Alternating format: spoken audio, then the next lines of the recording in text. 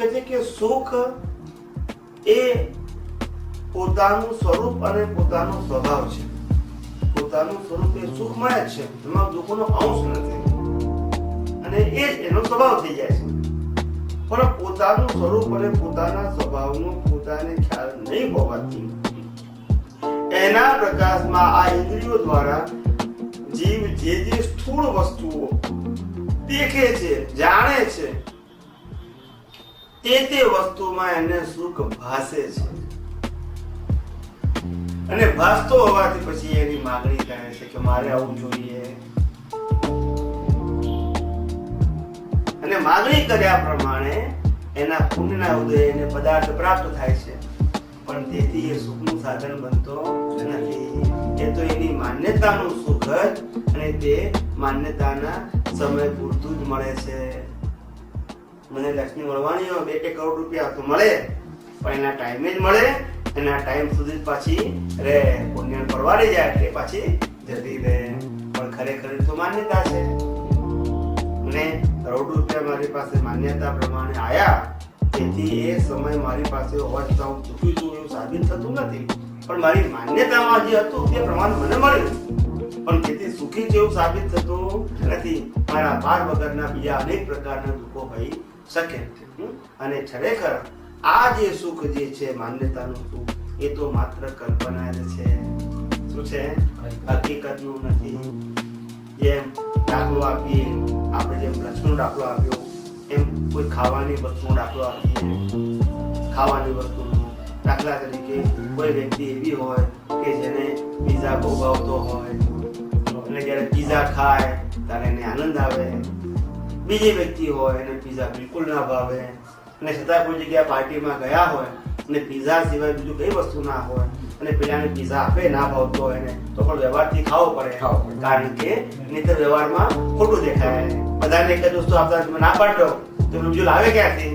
ના લાવે અને તમે ના ખાવ તો અપમાન જેવું લાગે ને. એટલે તમારે ખાવો પડે. પણ તમને હવે એ પીઝા ભાવતો નથી, પરાણે ખાવ છો. હવે જો પીઝામાંથી સુખ મળતું હોય તો બંનેને મળવું જોઈએ, બરાબર. પણ પીઝામાંથી સુખ મળતું નથી. મારી માન્યતા પીઝામાં સુખ છે એવું છે, અને મને પીઝા મળ્યો તો સુખ મને લાગશે. પેલાની માન્યતા પીઝામાં સુખ છે એવું નથી, અને છતાં એને પીઝા મળશે તો સુખ લાગશે નહીં. એટલે સુખ પદાર્થમાંથી આવતું નથી, સુખ તો માન્યતામાંથી જ આવે છે. એક વ્યક્તિ કરોડ રૂપિયા હોવા છતાં સંતુષ્ટ થઈ જાય છે, અને એક વ્યક્તિ 100 કરોડ હોવા છતાં અસંતુષ્ટ હોય છે. એટલે લક્ષ્મીના આધારે સુખ છે પણ સાબિત થતું નથી. એવી રીતે સાધનોની પણ વાત કરી કે સાધનો એ સગવડ માટેના છે, એ જીવન જીવવાના સાધનો છે, પણ એ સુખના સાધનો નથી. એ નકામા છે, એ ત્યાગ કરવાના છે, એવી કોઈ વાત નથી. લક્ષ્મી નકામી છે, સાધનો નકામા છે, સંબંધો નકામા છે એવું કહેવાનો આશય નથી. પણ આ બધા પદાર્થો, સાધન, સંપત્તિ, સંબંધો અને સત્તા એ સુખના સાધન નથી. એ માત્ર પાપ અને પુણ્યના માન્યતાના વ્યવહાર ચલાવવાના સાધન છે. વ્યવહાર ચલાવવાના સુખના સાધન નથી. પણ જ્યાં સુધી એમાં સુખ બાસે છે ત્યાં સુધી આપણે ભટકવાનું છે. અને જ્યારે એવા અનુભવી મુક્ત પુરુષ કે જેને સાચા સુખની અનુભૂતિ કરી છે, એવા મુક્ત પુરુષ તમને ભેગા થાય ત્યારે તમારી ખાલી દ્રષ્ટિ બદલે છે. એ ધર્મ બદલતા નથી, એ ગુરુ બદલતા નથી, એ ક્રિયાઓ બદલતા નથી. શું બદલે છે? દ્રષ્ટિ બદલે છે. કે ભાઈ તું સુખને ખોળે છે તો અમને ખબર છે, અનાદિ અવતારોથી તું સુખને ખોળે છે, પણ સુખ તું જ્યાં ખોળે છે ત્યાં સુખનો અંશ નથી. માટે જ્યાં સુખ છે ત્યાં તારી દ્રષ્ટિ કર તો તને સુખનો અહેસાસ થવા મળશે. એક દિવસ તને કાયમી સુખ પણ મળશે. પણ જ્યાં સુખનો અંશ નથી ત્યાં ગમે એટલી કલ્પના કરી તો એ પદાર્થ પ્રાપ્ત થવા છતાં પણ તું સુખી થવાનો નથી, કે એમાં તો છે જ નહીં. એ તો તારી માન્યતા છે. જ્યારે આત્મા બાબતમાં માન્યતા નથી, હકીકત છે. કે આત્મા સુખ સ્વભાવ વાળો છે અને એ સુખ શાશ્વત છે. અને જગતના જે સુખો પ્રાપ્ત થાય છે એ પુણ્યના કારણે પ્રાપ્ત થાય છે. આત્માનું સુખ એ પુણ્યથી પ્રાપ્ત થતું નથી. એ તો આપણો મૂળ સ્વભાવ છે. પાપ અને પુણ્ય જ્યારે સમાપ્ત થાય ત્યારે જ પોતાનું સ્વાભાવિક સુખ પૂર્ણ થાય છે. એટલે આ જગતની અંદર દ્રષ્ટિ બદલાય આત્મજ્ઞાની પુરુષ માટે, ત્યારે પોતાના સ્વરૂપનું ભાન થાય, તે પોતાના સ્વરૂપના ભાન થયા પછી પોતાના સ્વરૂપમાં જેટલો નિવાસ કરે ગુણો સહિત, ત્યારે તેને પોતાના સુખની અનુભૂતિ થાય છે. અને તે માન્યતા વાળી નથી, હકીકતની છે. પદાર્થોની સુખની અનુભૂતિ એ ફક્ત માન્યતા છે. એટલે માન્યતા બધાની સરખી હોઈ શકે નહીં. પણ આત્મામાં તો બધાની એક જ, જેટલા આત્માર્થીઓ થઈ ગયા બધાની એક જ માન્યતા છે કે પોતાનું સ્વાભાવિક સુખ, સાચું સુખ, શાશ્વત સુખ એ મારા સ્વરૂપમાં અને મારા સ્વભાવમાં છે. એમાં અલગ અલગ નથી. એટલે સુખ કોને કહેવાય? તો કે સુખ એ માંગવાની ચીજ ન હોય, પ્રાપ્ત કરવાની ચીજ ન હોય, કોઈ પદાર્થથી, કોઈ અવેજીથી પ્રાપ્ત ના થાય. અને પદાર્થ કે અવેજીથી પ્રાપ્ત થયેલું સુખ એ શાશ્વત સુખ હોઈ શકે નહીં. એ ઉછીનું લીધેલું સુખ છે. કેવું છે? સાચું સુખ એ ઉછીનું લીધેલું નથી, કારણ કે પોતાનો સ્વભાવ છે. એટલે સાચું સુખ આને કહેવાય કે જે પોતાનું શાશ્વત છે, તે કોઈ પાપ અને પુણ્ય કે પદાર્થો દ્વારા પ્રાપ્ત થતું નથી. યુવા પેઢી ધર્મથી વિમુખ કેમ થતી જાય છે? એ લોકો ધર્મ તરફ વળે એનો ઉપાય શું? યુવા પેઢી ધર્મથી વિમુખ થતી જાય છે. કૌંસમાં યુવા પેઢી ક્રિયાકાંડના ધર્મોથી વિમુખ થતી જાય છે. શું કીધું? ક્રિયાકાંડની જૂનવાણીના ધર્મોથી યુવા પેઢી વિમુખ થતી જાય છે અને પ્રવચન, ધ્યાન, યોગ જેવા સરળ સાધનોમાં વધ્યા કરે છે યુવાન યુવતીઓ.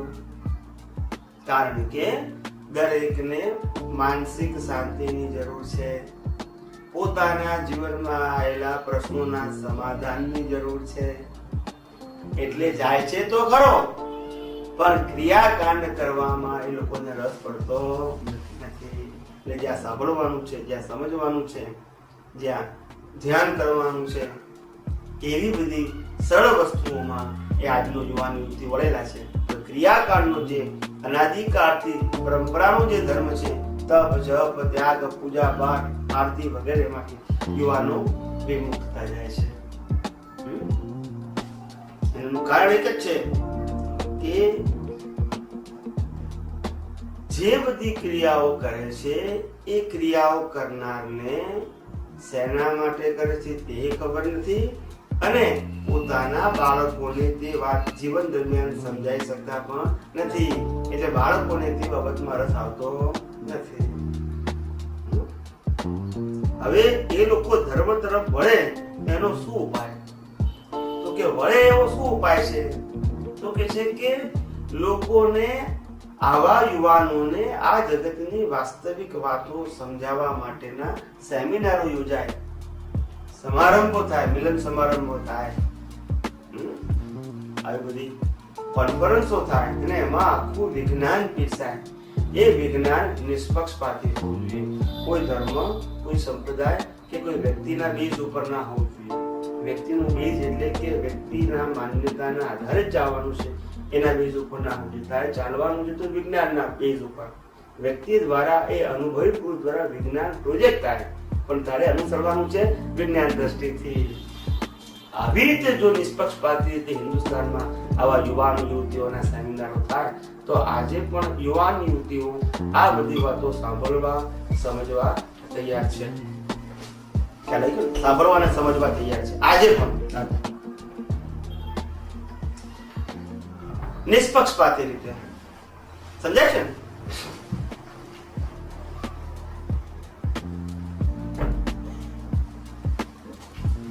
યુવા પેઢી આગળ પ્રશ્ન.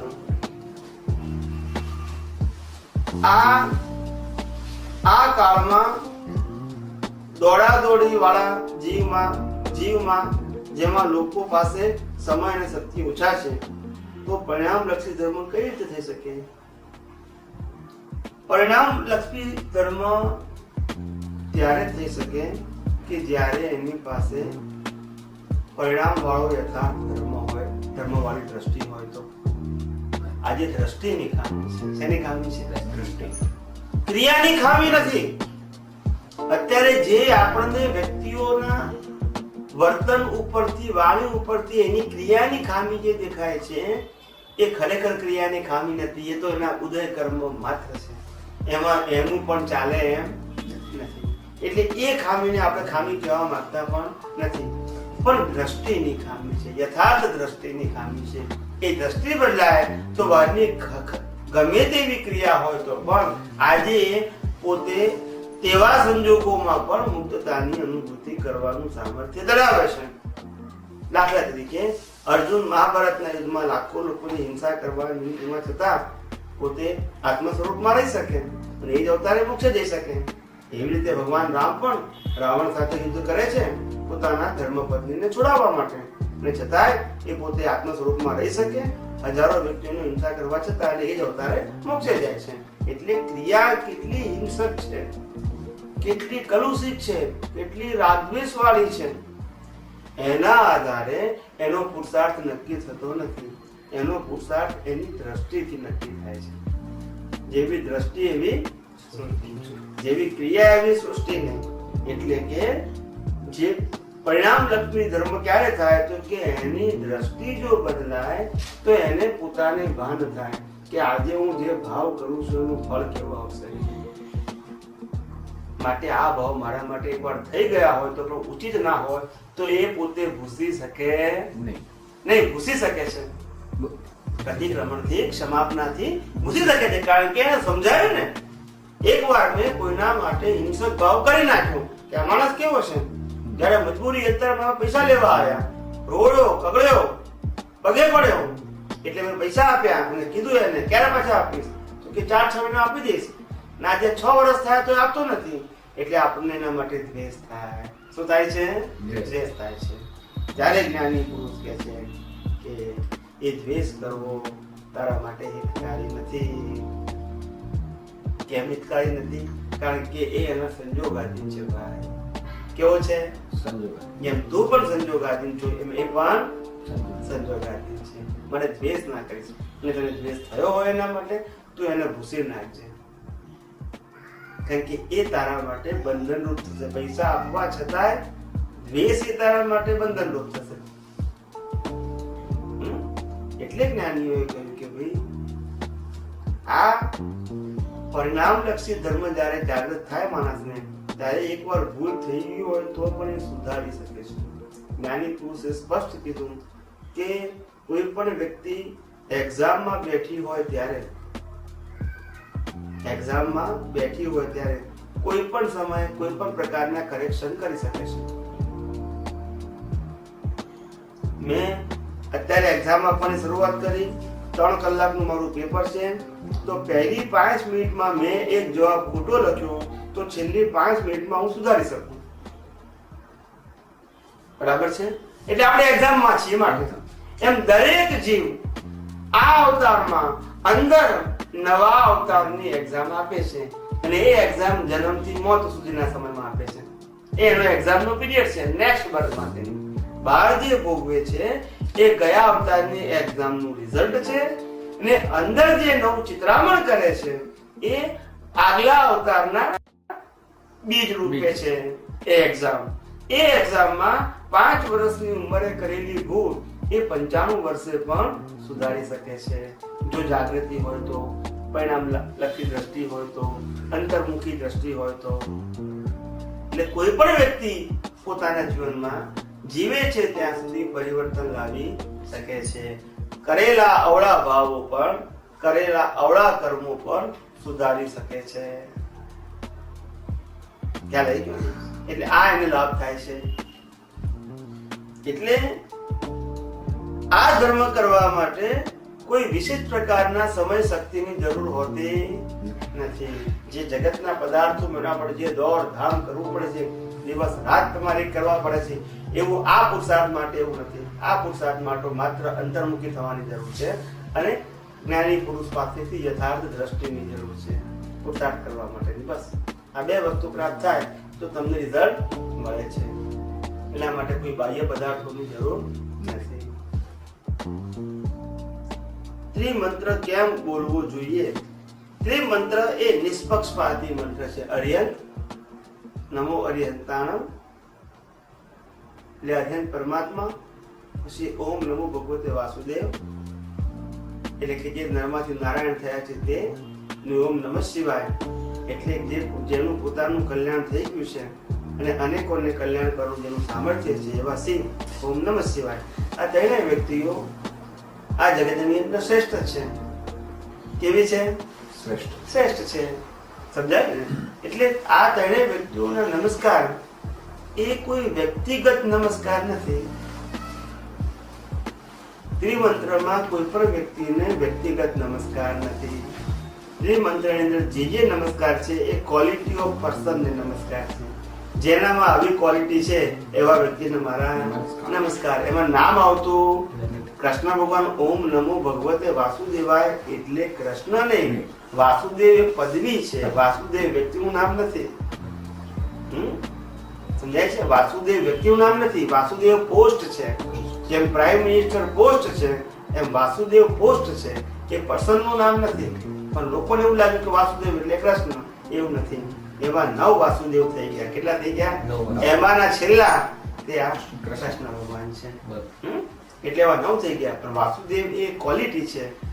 એવા શ્રેષ્ઠ પુરુષ જે નરમાંથી નારાયણ થયા છે, જે ધર્મના રક્ષી હોય, કોઈ પણ ભોગે ધર્મ અને સંસ્કૃતિની રક્ષા કરવાનું સામર્થ્ય ધરાવતા હોય એવા નરમાંથી નારાયણ થયેલા વાસુદેવ ભગવાનને મારા નમસ્કાર. અને ઓમ નમઃ શિવાય એ શિવ એ કોઈ વ્યક્તિનું નામ નથી. શિવ એટલે કલ્યાણકારી પુરુષ, જે જીવમાંથી શિવ એટલે કે જેને પોતે શરીર હોવા છતાં પોતાના અંદર રહેલા પરમાત્માને પ્રાપ્ત કર્યા છે, અનુભવી રહ્યા છે અને બીજાને પણ તે જ માર્ગે ચડાવવાનું જેનું સામર્થ્ય છે, દ્રષ્ટિ આપવાનું જેનું સામર્થ્ય છે, એવા જીવોને શિવ કહેવાય. એમાં કોઈ નામ સાથે નિસ્બત નથી. એની આવી ક્વોલિટી છે એટલે એમને શિવ કહીએ છીએ. શિવ એ નામ નથી, શિવ એ ક્વોલિટી છે. શું છે? ક્વોલિટી. ને કોઈ પણ વ્યક્તિમાં આવા ગુણો હોય તો એને મારા નમસ્કાર. પછી ધર્મ, સંપ્રદાય, જાતિ આવતી નથી. એટલે આ રીતે ત્રિમંત્ર એ નિષ્પક્ષપાતી મંત્ર છે. તમામ પ્રકારના ધર્મોના વાડા, બંધનો અને અભિપ્રાયોથી છૂટવા માટે આ ત્રિમંત્ર સાથે રૂક્યો છે. અને આમાં તો 3 મંત્ર જ છે, પણ જય સચ્ચિદાનંદ બાકીના દુનિયાના તમામ ધર્મો અને સંપ્રદાયો અંદર આવી જાય છે. એટલે આ રીતે આ ત્રિમંત્ર નિષ્પક્ષપાતી મંત્ર છે અને સંસાર વિઘ્નો નિવારક છે. શું છે?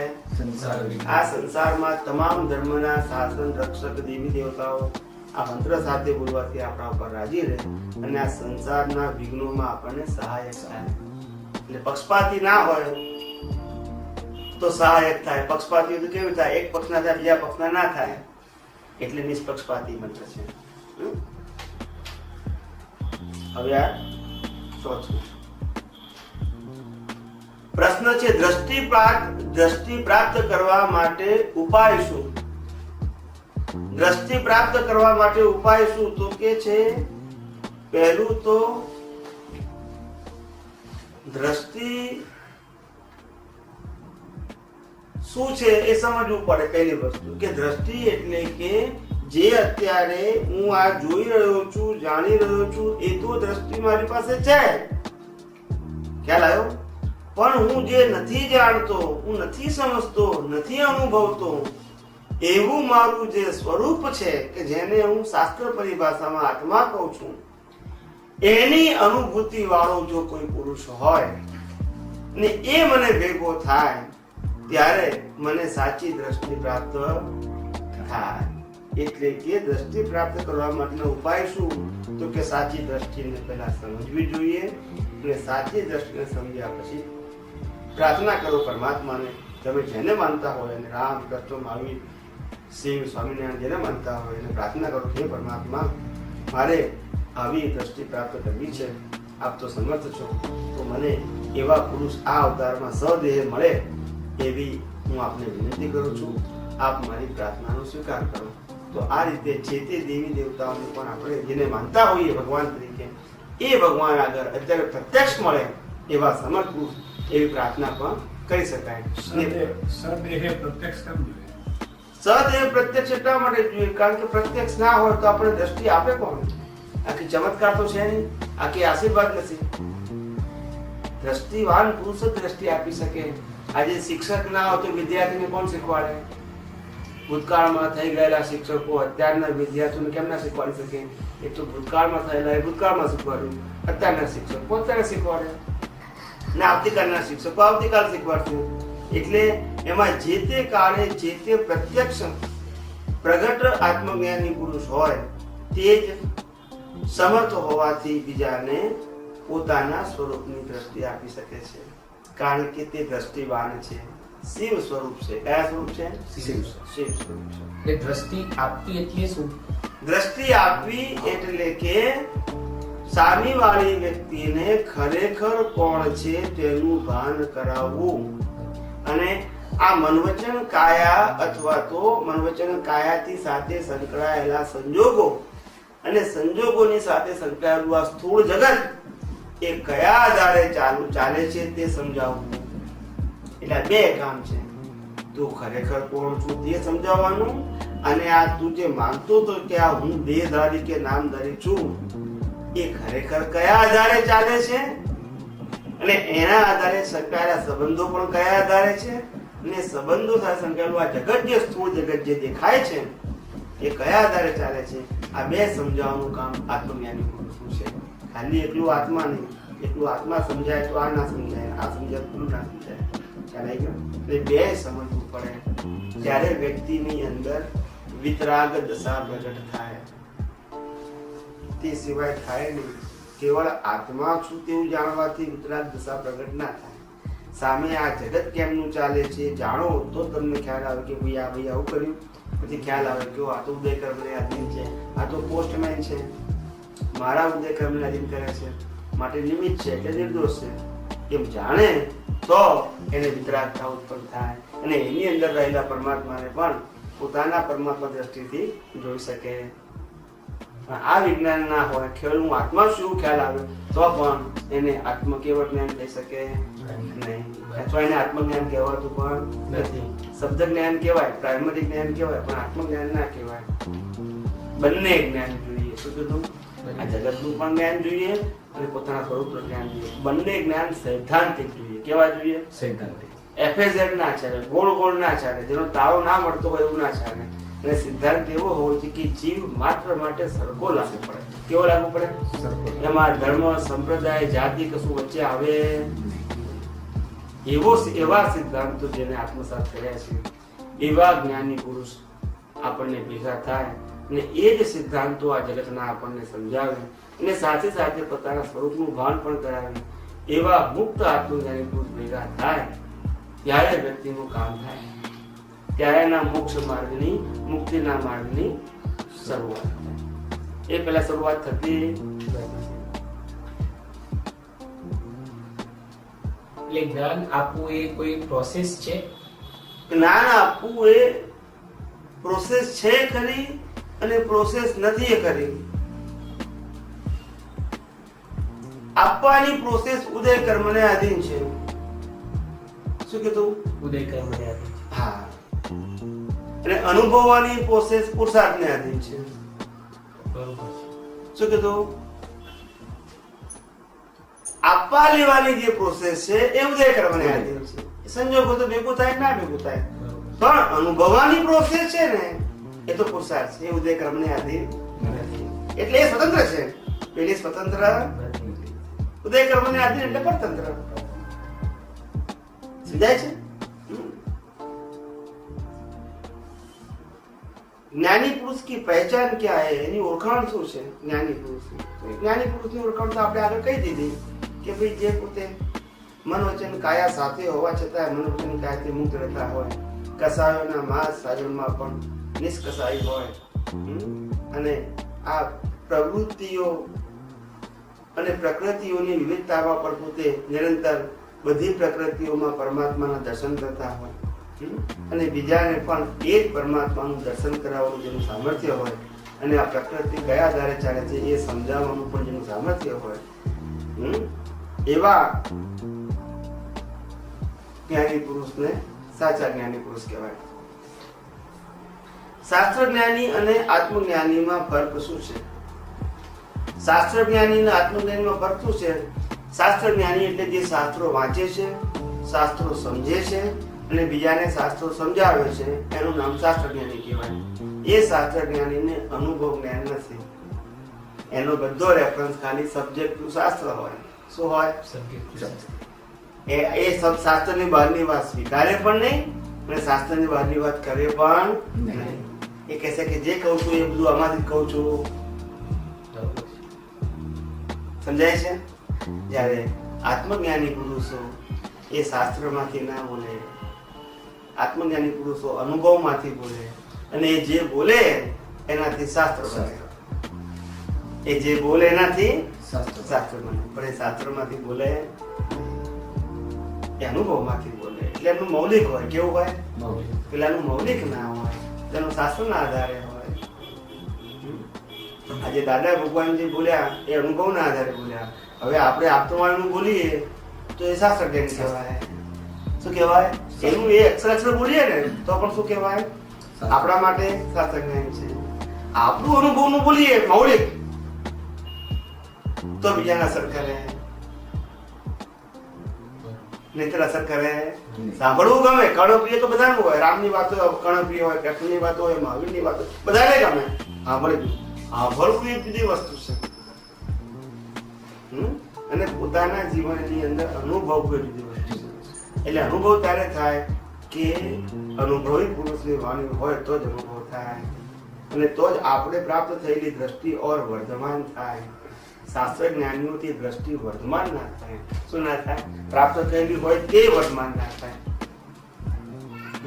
અનુભવી પુરુષનું એક વાક્ય એવું હોય કે અનુભવનું હોય એટલે નવા નવા દ્રષ્ટિકોણથી આપણને એ આગલી વાતો આપણને સમજાયા કરે. પેલું તો આપણે જે લખેલું છે તે જ આપણે વાંચીએ છીએ, તે જ સાંભળીએ છીએ અને બોલનારનું પણ એમાં કોઈ સામર્થ્ય નથી. તો સાંભળનારનું ક્યાંથી આવે પછી? સમજાય છે? આ થાય છે. એટલે સમર્થ પુરુષ હોય તો જ તમારામાં પણ સામર્થ્યના અંશ પ્રગટે. એની હાજરીમાં પ્રગટે એવું જરૂરી નથી, પણ તમે પ્રગટાવી શકો. પણ અસમર્થ પુરુષની હાજરીમાં તમારું સામર્થ્ય ના પ્રગટે. એ વિશિષ્ટ પ્રકારના સંજોગોમાં કોઈ એવો સમર્થ શિષ્ય હોય તો એ અપવાદ કહેવાય. કે આગલા ભાવમાં એવા સારા સંજોગો લઈને આવ્યો હોય બીજના અને આ અવતારમાં ગમે એટલા ગુરુ મળે પણ જે સામર્થ્ય લઈને આવ્યો છે એના આધારે નિમિત્તથી આખું ખુલ્લું થઈ જાય. ગુરુ ના પણ થાય પણ શિષ્ય ન થઈ જાય એવું કરે. પણ એ અપવાદ સંજોગ. નિયમથી તો ગુરુ સમર્થ હોય તો જ શિષ્યને હેલ્પફુલ થઈ શકે. ગુરુ વગર જ્ઞાન ના હોય. એ સામાન્ય નિયમ છે. અપવાદ જુદી વસ્તુ છે. જેમ અર્જુનને જ્ઞાન થયું અને પેલાને પણ જ્ઞાન થયું. આપણા શું કહેવાય મહાભારતમાં એકલવ્યને એને ક્યાં ગુરુ મળ્યા હતા? એને જ્ઞાન થયું પણ એ વિશિષ્ટ પ્રકારના. એ સામાન્ય નિયમ ના કહેવાય. સામાન્ય નિયમ તો ગુરુથી જ્ઞાન મળે. એવું બધાનું સામર્થ્ય હોય નહીં. એ તો એનું નિમિત્ત લઈને આવ્યું ઉચ્ચ પ્રકારનું, વિશિષ્ટ પ્રકારનું કે તેથી આપણને. પણ સામાન્ય રીતે નિયમ તો ગુરુથી જ્ઞાન હોય. એટલે ગુરુનું મહત્વ ના હોય ને પછી તો પછી બધા પોતે મૂર્તિ મૂર્તિ બનાવી નાખે તો પતી ગયું. પછી એવું શક્ય નથી બધા માટે. તો અપવાદ હતું. શું હતું? અને આગલા અવતારનું અનુસંધાન હતું. શું હતું? એટલે આ અવતારમાં પ્રત્યક્ષ ના મળે પણ આગલા અવતારમાં તો બીજ પડી ગયેલા એને ગુરુ અને ગુરુને પોતાની અનન્યતાના. એટલે આ અવતારમાં એ જ ભાવના વાળા ગુરુ એટલે કામ લાગી ગયા આગળ લઈ જવામાં. જ્યાંથી અટકો ત્યાંથી આગળ લઈ ગયા. હવે દ્રષ્ટિ પરિવર્તન એટલે શું? દ્રષ્ટિ પરિવર્તન કરવી એટલે કે અનાદિકાળથી આ જગતને, આ પોતાના જીવનને, આત્માને, ધર્મને જે દ્રષ્ટિથી તમે જુઓ છો, જાણો છો, સમજો છો એનાથી આખી રિવર્સ દ્રષ્ટિ એક જ્ઞાની પુરુષ તમને સમજાવે કે તમે દેહધારી છો, નામધારી છો.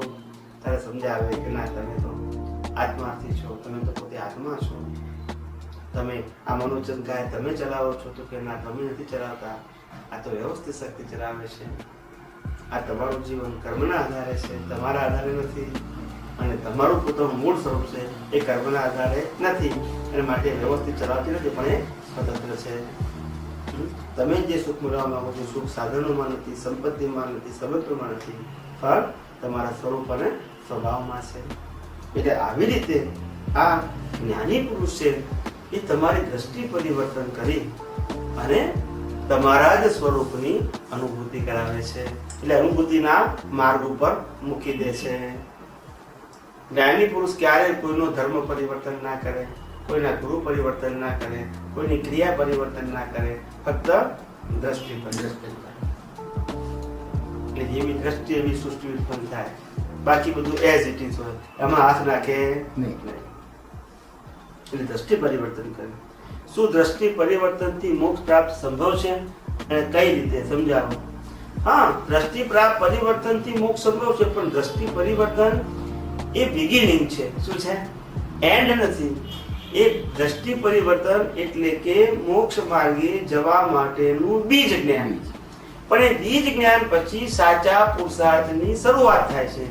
હવે જો એ પુરુષાર્થમાં જેટલા પાવરફુલ એટલી મુક્તિ વહેલી, અને જેટલા કાચા એટલી મુક્તિ મોડી. બીજ જ્ઞાન તો મળી ગયું, પણ પુરુષાર્થ તો તમારા આધીન છે ને. એટલે બીજ જ્ઞાન મળી ગયું એટલે કામ પતી જતું નથી. હવે તો સાચા પુરુષાર્થની શરૂઆત થઈ. શું થયું? શરૂઆત થઈ. હવે જો તમે ઊંડી જાવ તો પછી ક્યાં જ નથી. એટલે શરૂઆત થઈ સાચા પુરુષાર્થ. અત્યાર સુધી પુરુષાર્થ કર્યો ભ્રાંત પુરુષાર્થ. હવે સાચા પુરુષાર્થની દ્રષ્ટિ મળ્યા પછી સાચો પુરુષાર્થ શરૂ થાય તો તમે અનુભૂતિની શ્રેણીમાં આગળ વધો. નહીંતર વધાય નહીં. પ્રાપ્ત કરવાથી ના વધાય, પુરુષાર્થ કરવાથી આગળ વધાય. જ્ઞાની પુરુષ કે ગમે એટલા સમર્થ, તીર્થંકર પણ સમર્થ હોય, પણ તોય એ જ્ઞાન આપવાથી આપણને જ્ઞાન પછી ના જાય. એ આપેલું જ્ઞાન આપણે પચાવીએ, ઉપયોગ કરીએ તો જ આપણને અનુભવ થાય. બાકી થાય ચમત્કાર કોઈ ના કરી શકે, કોઈ ના કરી શકે. એમનું સામર્થ્ય તેવું ને એવું હોય, પણ એ સામર્થ્ય તમારામાં જ્ઞાનમાં કન્વર્ટ ના થઈ શકે. આ તો આત્મજ્ઞાન એટલે કર્મ કઈ રીતે બંધાય છે અને કર્મ બંધ કરવાના ઉપાય શું? તો આમ આગળ તો આવી ગયો. આપણે ટૂંકમાં સમજાવી દઈએ તો કે કર્મ કઈ રીતે બંધાય છે? તો કે કર્મ ભાવથી બંધાય છે, કર્મ ક્રિયાથી બંધાતા નથી. સામાન્ય રીતે આ જગતમાં એવી માન્યતા છે કે આ મન વચન કાયા દ્વારા થતી ક્રિયાઓથી કર્મ બંધાય છે, પણ હકીકતમાં એવું નથી. મન વચન કાયાની ક્રિયા ઇટ સેલ્ફ કર્મ ફળ છે. શું છે? એટલે એનાથી કર્મ બંધાતા નથી, પણ કર્મો થઈ રહેલી ક્રિયામાં અંદર તમારા ભાવ પરિણામ શું છે એના આધારે કર્મના નવા બીજ પડે છે. અને જેવો ભાવ તેવો તમારા ભાવ થાય છે. જેવી ક્રિયા એવો ભાવ થતો નથી. ક્રિયા ઇટ સેલ્ફ પરિણામ છે. પરિણામનું પરિણામ ના આવે, પણ બીજનું ફળ આવે. શું આવે? બીજું.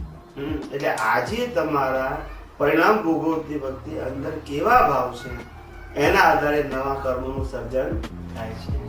અને જે કર્મનું સર્જન થાય છે એમાં કર્મ અને કર્મફળમાં બેઝિક તફાવત શું છે એ આગળ થોડું કહી દીધું. આગળનો તફાવત એ છે કે આ મન વચન કાયા દ્વારા જે કંઈ પણ કરવામાં આવે છે એ બધું કર્મ ફળ છે. આ 5 ઇન્દ્રિયોથી અનુભવવામાં આવે છે એ બધું કર્મ ફળ છે. અને કર્મ જે છે એ 5 ઇન્દ્રિયોથી અનુભવવામાં આવતા નથી, અને એને આંખોથી કે ઇન્દ્રિયોથી જોઈ શકાતા નથી. અને આ કર્મ બંધ કરવાનો ઉપાય કીધું કે જ્ઞાની પુરુષ પાસેથી પ્રાપ્ત જ્ઞાન દ્રષ્ટિ પ્રાપ્ત કરો. બંધ કેવી રીતે બંધાય છે એ જાણો, ત્યારે તમે બંધ તોડવાનો રસ્તો મેળવી શકો. અને બંધ તોડવાનો રસ્તો પ્રાપ્ત થયા પછી બંધ તોડવાનો ઉપાય તમે કરો, ઉપયોગ કરો, તો એ બંધાતા બંધ થાય. અને બંધાતા બંધ થાય એટલે પોતાના સ્વરૂપની અનુભૂતિ અને સાચા સુખની અનુભૂતિની એને ધીમે ધીમે શરૂઆત થાય, અને દિવસે દિવસે વર્ધમાન થતું જાય. એનું સુખ વર્ધમાન થતું જાય. એટલે આખું આ જે જગત છે, બાહ્ય જગત, એ બાહ્ય જગત જે છે એની વિગતવાર જાણવાની જરૂર નથી, સૈદ્ધાંતિક જાણવાની જરૂર છે. કેવું જાણવાની જરૂર છે? સૈદ્ધાંતિક. વિગતવાર નહીં. આ દેવલોક શું છે, નરકલોક શું છે, મધ્યલોક શું છે, એને બેઝિક જાણો. શું જાણો? સિદ્ધાંતથી જાણો કે આ કઈ રીતે કામ કરે છે. આટલું સમજાય છે ને? સિદ્ધાંત જાણો એટલે કોઈનો પ્રભાવ આપણા ઉપર ના પડે. શું ના પડે? પ્રભાવ. આ વ્યક્તિઓના જીવન કયા છે ત્યારે જાણો, એટલે આપણે રાગદ્વેષ ના થાય આપણને, કોઈને કરતા ના દેખાય આપણને. આ સૂર્ય, ચંદ્ર, તારા, ગ્રહો, નક્ષત્રો બધા છે એ શું આપણને સુખ દુઃખ આપવા માટે છે? ના, એ તો એના નિયમમાં છે. આપણને સુખ દુઃખ આપણા કર્મથી મળે છે. એ લોકો ક્યાં આપે છે? આ મને શરીર નળીઓનો મંગળ નળીઓનો ગુણ નળીઓ બધી ભ્રાંત માન્યતાઓ છે. શું છે? એ એના નિયમમાં છે. એ નડતા નથી. નડે છે કોણ? જ્ઞાની પુરુષ કે છે તો કે છે કે આપણી માન્યતાના આધારે ઉત્પન્ન થતા ગ્રહો. શેના આધારે ઉત્પન્ન થતા ગ્રહો? આપણી માન્યતાને જે આધારે જે ગ્રહો ઉત્પન્ન થાય છે એ આપણને નડે છે. જેમ કે મતાગ્રહ, કદાગ્રહ, દુરાગ્રહ, સત્યાગ્રહ, આ બધા ગ્રહો જે આપણી માન્યતાના છે એ આપણને જરૂર નડે છે. પણ ઉપરના એકે ગ્રહો નડતા નથી, કોઈને નડતા નથી. પણ આ આપણી મિથ્યા માન્યતા છે. સમજાયું? એટલે આ આખી આ જગતની વાસ્તવિકતા માણસ બેઝિક જાણે તો જ એ વિતરાગ માર્ગે પ્રગતિ કરી શકે, તો જ એને પોતાનું શુદ્ધાત્મા પદ જે પ્રાપ્ત થયું છે તે પ્રાપ્ત થયેલું પદ અનુભવમાં આવવાની શરૂઆત થાય. નહીં તો આ ભવઅટવીના પ્રશ્નોમાં જે અટવાઈ જાય, એને અટવાવું નથી પણ સમાધાન નહીં હોવાથી અટવાઈ જાય છે. પણ જેને જાણતો હોય વાસ્તવિકતા બધી તો પછી અટવાય નહીં, પછી મુક્ત રહે. પછી સમજાય? એટલે આ જગતની અંદર જ્ઞાની પુરુષ ત્યારે જ બની શકાય કે જેનામાં ભીખ અને ભય ખલાસ થઈ ગયા હોય. અને જ્ઞાની પુરુષની બનવાની પ્રોસેસ ત્યારે થાય કે ભીખ અને ભય ઘટી રહ્યા હોય દિવસે દિવસે. શું થયું હોય? અને ઘટી ગયા એ જ્ઞાની થઈ ગયા, અને ઘટી રહ્યા એ જ્ઞાનીની પ્રોસેસમાં છે. કારણ કે જેને આ જગતની વાસ્તવિકતા જાણી એને ભીખ ને ભય કેમ હોય? હવે કારણ ખબર પડી ગઈ કે હવે કશું ગુમાવવાનું નથી, એને કશું મેળવવાનું નથી, પછી ભય છે નહીં અને ભીખ છે. અને જે મેળવવાનું છે ને ગુમાવવાનું છે તો પરિણામ સ્વરૂપે છે, એમાં આપણો પુરુષાર્થ છે નહીં. એટલે પોતાને ભય ભીખ ખલાસ થાય છે. આ જાણવાથી, આ વાસ્તવિકતા જાણે એટલે પછી ભીખ ભય રહે. સમજાય? બસ એટલે આટલું નીકળી છે એ જ્ઞાન વિધિ કરાવે છે તો એ વિધિ એક પ્રોસેસ છે. તે એ પ્રોસેસ થી આ જ્ઞાન થાય છે કે એવું જરૂરી છે કે જ્ઞાન કરાવીએ તો જ જ્ઞાન વિધિ કરાવીએ તો જ આપણે મોક્ષ માર્ગમાં આગળ વધી શકીએ? ના, એવું નહીં વસ્તુ છે. જ્ઞાન આપવા માટેના તો અનેક રસ્તા છે. દ્રષ્ટિથી આપી શકાય, ખ્યાલ આવી ગયો? આશીર્વાદથી જ્ઞાન આપી શકાય, માર્ગદર્શનથી આપી શકાય, બેઝિક વાતો કરી અને એને જાગૃત કરી શકાય. એટલે આ બધી એક જ સ્ટાન્ડર્ડની રીત હોઈ શકે નહીં. આ શાશ્વત રીત નથી. આ તો જ્ઞાની પુરુષના નિમિત્તે ઉદયમાં ખાલી શું થાય. પણ કોઈ પણ વ્યક્તિ કોઈ પણ રીતે એને જે વસ્તુ અનુભવ થઈ હોય તે બીજાને શેર કરી શકે. હવે એક્સપિરિયન્સ થવો પેલાને એ તો વ્યક્તિગત વસ્તુ છે. મહાવીર પણ અહીંયા હાજર હોય, કૃષ્ણ પણ અહીંયા હાજર હોય, રામ પણ અહીંયા હાજર હોય. તેથી એનો મતલબ એવો નથી કે મહાવીર પોતે પોતાના વ્યક્તિઓને આ જ્ઞાનનો અનુભવ કરી શકે, કે રામ કરાવી શકે, કૃષ્ણ કરી શકે, એવું જરૂરી નથી. પણ જે જિજ્ઞાસુ હોય એને કરાવવાનું નિમિત્ત બની શકે. પણ એમાં એમની સ્વતંત્રતા નથી. સામર્થ્ય ખરું પણ સ્વતંત્રતા નથી. એટલે જ્ઞાનની એક રીત ના હોય. શું ના હોય? એક રીત. હા, સમર્થ વ્યક્તિઓ જે પણ રીતે આપે એનું નામ જ્ઞાનની રીત કહેવાય. બરોબર. એમાં આ જ કે આ નહીં એવું ના હોય. મારી વાત સમજાય છે? પણ આ વ્યક્તિ સમર્થ છે કે નથી એ લેવાવાળાને કેવી રીતના ખબર પડી શકે? એ તો જેનું પુણ્ય હોય એને જ ખબર પડે. અચ્છા, પુણ્ય વગર ભેગું ના થાય ને. દરેક વ્યક્તિને એના પુણ્ય પ્રમાણેની કેટેગરીની વ્યક્તિઓ ભેગી થતી જ હોય છે. આ જો મારું 5મા ધોરણનું પુણ્ય તો મને 5મા ધોરણના ગુરુ મળી આવે, મારું પુણ્ય 10મા ધોરણનું હોય તો 10મા ધોરણના ગુરુ મળી આવે. એટલે ગુરુ તો બધાને મળે છે, પણ એની પુણ્યની કેટેગરીના લેવલ પ્રમાણે એને મળે છે. જ્યારે ઊંચા લેવલની પુણ્ય હોય, એની શોધખોળ જેવી હોય તો એવા જ્ઞાની મળે છે. ખ્યાલ આવી ગયું છે ને? એટલે આપણે નીચા લેવલ અને ઊંચા લેવલના સાચા ફળ નથી કહેતા. એનું જેવી પુણ્યનું લેવલ છે, એનું જિજ્ઞાસાનું લેવલ છે, એની અંદર માગણીનું લેવલ છે, એવા એને 12 ગુરુ ભેગા થાય છે. ખ્યાલ આવે? મારી ડિમાન્ડ જ મોક્ષની ના હોય તો મને મુક્તિ ના ગુરુ કેમ ના મળે? મારી માગી નથી તો પછી આવી રીતે હશે. એટલે જેવી જેની પુણ્ય હોય અને જેવું જેનું કેન્ડર હોય કુદરતની અંદર એવા એને ગુરુ ભેગા થાય. પણ ક્યારે ભેગા થાય? તો કે એનું પુણ્ય પાકે ત્યારે. એકવાર ટેન્ડર ભર્યું હોય તો આપણે પુણ્ય પાકે નહીં ત્યાં સુધી ભેગા ના થાય. એટલે બંને એટલે એવી ભાવના ભાવવાની કે મને આવા જ્ઞાની પુરુષ હા આવા મુક્ત જ્ઞાની પુરુષ ભેગા થાવ કે જ્ઞાની જે પુરુષ પોતે મને મુક્ત. સતત આ જ સંજોગ આ જ કળિયુગની અંદર જે કળિયુગમાં હું રહું છું એ જ કળિયુગમાં રહેતા હોય ને મુક્તતાની અનુભૂતિ કરતા હોય અને એવા જ્ઞાની પુરુષ મને આ જ કળિયુગમાં મુક્તતાની અનુભૂતિ કરાવવાની દ્રષ્ટિ આપવાનું સામર્થ્ય ધરાવતા હોય એવા મને ભેગા થાય. સતયુગમાં થઈ ગયો અત્યારે વાત કરવાનો મતલબ શું? જ્ઞાન એમનું ઊંચું હોય પણ આપણે કામ નહીં ને ત્યારે. મને સમજાય? એટલે કૃષ્ણ ભગવાને જે વાત કરી એ સતયુગમાં વાત કરી ને આજે આપણે કળિયુગમાં શું થાય? મહાવીરે વાત કરી સતયુગમાં અને આપણે છીએ કળિયુગમાં. કૃષ્ણએ વાત કરી કળિયુગ, રામે વાત કરી સતયુગમાં અને અત્યારે છે કળિયુગ. આ બેનો મેળ કેમ ન પડે?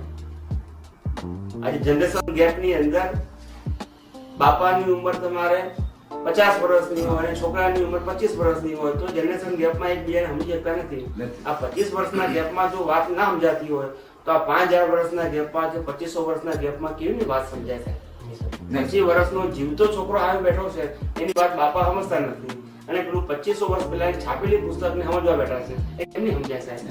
એ કેટલો ગેપ છે? પણ લોકોને ખ્યાલ આવતો નથી.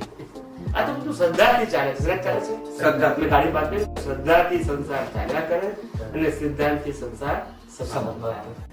આ સીધી સાદી વાત છે. શ્રદ્ધાથી ચાલ્યા કરે કરું બધાયનું ચાલે. બધાને. નાના નાની શ્રદ્ધાથી માંડીને મોટા મોટી શ્રદ્ધાથી ચાલ્યા કરે કરો. પણ આ સંસારના જન્મ મરણના ચક્રમાંથી છૂટવું હોય તો સિદ્ધાંત જાણવો જરૂરી છે. છૂટવા માટે ચલાવવા માટે શ્રદ્ધા ને છૂટવા માટે સિદ્ધાંત. સમજાય? એટલે સિદ્ધાંત એટલે આપણા કુદરતના સિદ્ધાંત. કુદરતના સિદ્ધાંતને કોઈ બનાવવાનું કઈ રીતે હોઈ શકે? અને કોઈએ બનાવ્યા હોય તો મારી જવાનું શું કામ જરૂર? હું મારી અજ્ઞાનતાથી બંધાયો છું પણ ના, આ કુદરતના કાનૂન છે જેનો કોઈ માલિક નથી ને સનાતન છે ને જાણીશ ત્યારે મને ખ્યાલ આવશે કે આ કુદરતી રચના કઈ રીતે કામ કરે છે અને એમાં વ્યક્તિગત એકમો કઈ રીતે કામ કરે છે. ત્યારે મને રાગ દ્વેષ નહીં થાય અને ત્યારે મારામાં વિતરાગતા પ્રગટ થશે. હું આ જગતને જોઉં એ જગતના લોકોમાં વિતરાગતા પ્રગટ થાય કે ના થાય પણ મને દ્રષ્ટિ મળશે તો મારામાં થશે. કારણ કે હવે હું એ દ્રષ્ટિથી જગતને જોઉં છું. જગત તેનું તે જ છે પણ બદલાયું શું તો મારી હવે દ્રષ્ટિ બદલાઈ. શું બદલાયું? દ્રષ્ટિ બદલાઈ. એટલે મને વિતરાગતા ઉત્પન્ન થશે. હવે મને આ દ્રષ્ટિ બદલાય એટલે શું બદલાયું કે જગત જે દ્રષ્ટિ જગતના લોકો આ જગતને જે દ્રષ્ટિથી જુએ છે એ દ્રષ્ટિથી હું જોતો નથી. જગતના લોકો આ જગતને વ્યવહાર દ્રષ્ટિથી જુએ છે અને આપણે વાસ્તવિક દ્રષ્ટિથી જોઈએ છે. વાસ્તવિક એટલે હકીકતની, વ્યવહારથી એટલે લૌકિક માન્યતા વાળી દ્રષ્ટિ. સમજાયું? માન્યતા વાળી દ્રષ્ટિ એ હકીકતની દ્રષ્ટિ નથી પણ મેજોરિટી માન્યતા વાળી હોય. શું હોય? મેજોરિટી માન્યતા વાળી જ હોય. હકીકતની દ્રષ્ટિ તો જવલ્લે જ કોક જીવ પાસે હોય. એટલે એના જ જગત ચાલતું એટલે મેજોરિટી આ જ હોય. એટલે આ જગત અત્યારે શ્રદ્ધાથી ચાલે. શું કીધું? શ્રદ્ધાથી. દરેક વ્યક્તિને અલગ અલગ લેવલની અલગ અલગ પ્રકારની શ્રદ્ધા હોય ને એનાથી એનું જીવન ચાલ્યા કરતું હોય. સિદ્ધાંતની તો વાત બહુ ઊંચી છે સાહેબ, બહુ ઊંચી છે. સિદ્ધાંત સમજવા એટલે એ સમજવા એટલે કે શબ્દ નથી કે શબ્દ તો એક માધ્યમ છે. શું છે? ના પણ એટલે આપણે શરૂઆત જે કરવી હોય કે ભાઈ જ્ઞાની પુરુષ પ્રાપ્ત થાય તો એની પાસેથી કંઈક પણ જાણવા મળે ને આપણને. એટલે જ્ઞાની પુરુષ પાસેથી જ આપણને જ્ઞાની પુરુષનું શું થાય શું કે જ્ઞાની પુરુષ પાસેથી સિદ્ધાંતો બધા તમને મળે ખરા પણ એ સિદ્ધાંતો પ્રાપ્ત કરવાની તમારી પાસે દ્રષ્ટિ હોય તો પ્રાપ્ત થાય, નહીંતર ના થાય. એમને એમનું આખું દર્શન સૈદ્ધાંતિક છે પણ જેવી વ્યક્તિ આવે એવું એ સિદ્ધાંતનું વર્ણન કરતા હોય એ લેવલનું કરતા હોય. હવે તમે એમાંથી સિદ્ધાંત તારવતા તમને આવડવું જોઈએ. શું છે? જેવી વ્યક્તિ હોય એ વાતો કરે સમજાવવા માટે એને 2 કલાક કોઈને વ્યવસ્થિત સમજાવવા માટે કાઢે જ્ઞાની પુરુષ એક જ વ્યક્તિને પણ તેથી સિદ્ધાંત તો એક જ વાક્યનો છે એ 2 કલાકનું નથી એટલે એને સમજાવવા માટે 2 કલાક છે. દાખલાઓ આ તે બધું પણ સામાન્ય માણસ સિદ્ધાંત કરતા આ બધી વાર્તાઓ જે છે સમજાવવાની એમાં પૂછાઈ જાય છે કે આને આમ કીધું તું, આમ કીધું તું, આમ કીધું તું, એમાં પૂછાઈ જાય છે. એમાં સિદ્ધાંત પર જતો રહેશે, શબ્દોની માયાજાળમાં ફસી જાય છે. હવે વ્યક્તિ જુદું હોય. રીત શું છે? અમે એક જ વખત કીધું કે ભાઈ એક ડોક્ટર છે gold medallist specialist, general practitioner છે, એને બધા રોગોનો ઈલાજ આવડે છે. હવે એક ડોક્ટર પાસે 100 પેશન્ટ અલગ અલગ રોગના ગયા અને એ ડોક્ટરે અલગ અલગ પેશન્ટને અલગ અલગ પ્રકારનો ઈલાજ બતાવ્યો. હવે ડોક્ટરને પૂછેલા પ્રશ્નો અને ડોક્ટરે આપેલા જવાબો એની 100 વ્યક્તિઓની ચોપડી બની. શું બની? ચોપડી. હવે એ ચોપડી એક વ્યક્તિ એક રોગ વાળો વાંચે છે તો શું થાય? એને સમાધાન મળે કે ગૂંચવાડો બને? ગૂંચવાડો. સમજી ગયા? બરોબર. આ બધી માર્મિક વાતો છે. માર્મિક. માર્મિક વાતો જેને સમજણ પડે ને સમજણ પડે અંદર જાય પછી આવશે. અને મને કેટલીક વાતો દાખલાથી માર્મિક કહી દીધી. આ બધું શું કહેવાનું છે? હા. સીધું કહેવા જોઈએ તો કોઈને હાર્ડ પડી જાય. એટલે મરમતી કહી. બરાબર છે. હા. એટલે જ્ઞાની કીધું કે જેના માટે કીધું છે એના માટે જે કામનું છે. બધા માટે બીજા માટે પોઈઝન પણ હોઈ શકે. અમારી જ વાતો પણ બીજા માટે પોઈઝન હોઈ શકે. અમે પોઈઝન માટે આપી નથી. એ તો એનો રોગ હતો એટલે દવા આપી છે. પણ તમને રોગ જ ના હોય, તમે દવા લેવા શું થાય? પછી ઊભો થાય ના હોય તો. ખ્યાલ આવે? એટલે આ તો બધું બહુ આ તો કાચો પારો કહેવાય. શું કહેવાય? કાચો. જ્ઞાનની વાતો. અને બહુ સમજવાનું વ્યક્તિગત હોય છે. દરેક વસ્તુ વ્યક્તિગત દાદા કહેતા હોય. જે પ્રકૃતિ હોય એ પ્રમાણે એ બધા માટે માફક ના આવે. એટલે એમાંથી સિદ્ધાંત તારો તાવડો જોઈએ. શું કહું છું? બીજી બધી વાતોને બાજુ રાખી ને હવે દાદાજી ખરેખર આ બાબતમાં સિદ્ધાંત શું કહે છે એ તમને સમજાવું છું. એ તમારી પોતાની દ્રષ્ટિ હોય તો તમે તારવી શકો, નહીં તો ના તારવી શકો. એવું તમારું ડેવલપમેન્ટ લઈને આવ્યો એટલે સાર નીકળી જાય. અમે અમારા જીવનમાં જ્ઞાની પુરુષને મળ્યા પણ અમે કોઈ પ્રશ્ન પૂછાય નથી આખી લાઈફમાં. એક નથી પૂછાય. અમને એક જ રસ હતું કે દાદાજી સત્સંગ કરે તો જ્ઞાની પુરુષ એમાં સિદ્ધાંત શું છે? સિદ્ધાંત શું છે? વાર્તાઓ તો બધી હોય, એક્ઝામ્પલ બધું, પણ સિદ્ધાંત શું છે મારે એ જાણવું છે. અને એ સિદ્ધાંત મારે આત્મસાત કરવું છે. એટલે જાણવો છે, તારવવો છે અને પછી અનુભવવો છે. એટલે આવી રીતે પોતાનો મોડી નીકળે. આપણે છેલ્લી પ્રાર્થના બોલીએ કે અંતર્યામી પ્રાર્થના. હે અંતર્યામી પરમાત્મા, હે અંતર્યામી પરમાત્મા, આપ દરેક જીવ માત્રમાં વિરાજમાન છો. આપ દરેક જીવ માત્રમાં વિરાજમાન છો. તેમજ મારામાં પણ બિરાજેલા છો. તેમજ મારામાં પણ વિરાજેલા છો. આપનું સ્વરૂપ તે જ મારું સ્વરૂપ છે. એ જ મારું સ્વરૂપ છે. મારું સ્વરૂપ શુદ્ધ આત્મા છે. શુદ્ધાત્મા છે. હે શુદ્ધાત્મા ભગવાન, હે શુદ્ધાત્મા ભગવાન, હું આપને અભેદ ભાવે હું આપને અભેદ ભાવે અત્યંત ભક્તિપૂર્વક ભક્તિપૂર્વક નમસ્કાર કરું છું. નમસ્કાર કરું છું. અજ્ઞાનતાએ કરીને અજ્ઞાનતાએ કરીને મેં જે દોષો કર્યા છે મેં જે દોષો કર્યા છે તે સર્વ દોષોને આપની સમક્ષ જાહેર કરું છું. આપની સમક્ષ જાહેર કરું છું. તેનો હૃદયપૂર્વક ખૂબ પસ્તાવો કરું છું. અને આપની પાસે ક્ષમા પ્રાર્થું છું. હે પ્રભુ, મને ક્ષમા કરો, ક્ષમા કરો, ક્ષમા કરો. મને ક્ષમા કરો, ક્ષમા કરો, ક્ષમા કરો. અને ફરીથી આવા દોષો ક્યારે પણ ન કરું એવો દ્રઢ નિર્ણય નિશ્ચય કરું છું. આપ મને શક્તિ આપો. હે શુદ્ધાત્મા ભગવાન, આપ એવી કૃપા કરો કે અમને ભેદભાવ છૂટી જાય અને અભેદ સ્વરૂપ પ્રાપ્ત થાય. અમે તમારામાં અભેદ સ્વરૂપે તન્મયાકાર રહીએ. જય સચ્ચિદાનંદ, જય સચ્ચિદાનંદ, જય સચ્ચિદાનંદ, જય સચ્ચિદાનંદ, જય સચ્ચિદાનંદ, જય સચ્ચિદાનંદ, જય સચ્ચિદાનંદ.